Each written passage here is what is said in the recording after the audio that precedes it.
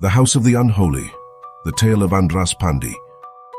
There once was a house where love was a lie, where prayers were spoken but the walls listened in silence. A house ruled by a father, a preacher, a man of God, or so he claimed. But those who lived there did not find salvation, only darkness, only silence.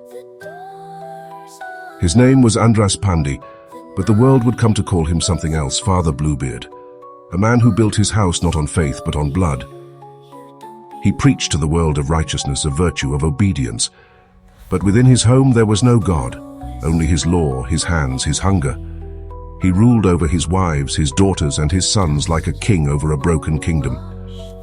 And when they failed him, when they questioned him, when they no longer served their purpose, they vanished. At first the disappearances were small. A mother who had left, a son who had run away. No one dared to ask too many questions. Pandi told them what had happened, and his word was enough. But the house did not forget. The floors drank deeply. The walls swallowed screams. The very air hung thick with secrets, as if the house itself was afraid to speak of what it had seen. And then one day the whispers grew too loud to ignore. The truth was worse than anyone had imagined. András Pándy had not merely killed his family, he had turned them to nothing.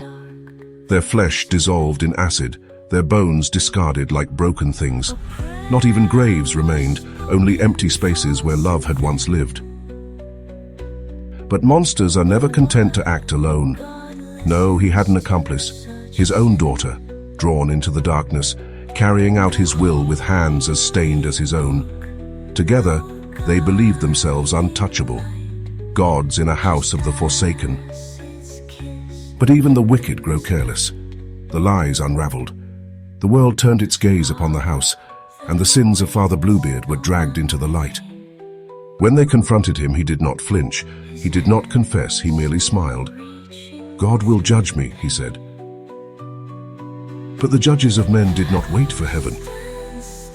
András Pándy was locked away, sentenced to eternity in a prison of stone, where no doors opened at his command, where no voices obeyed his will.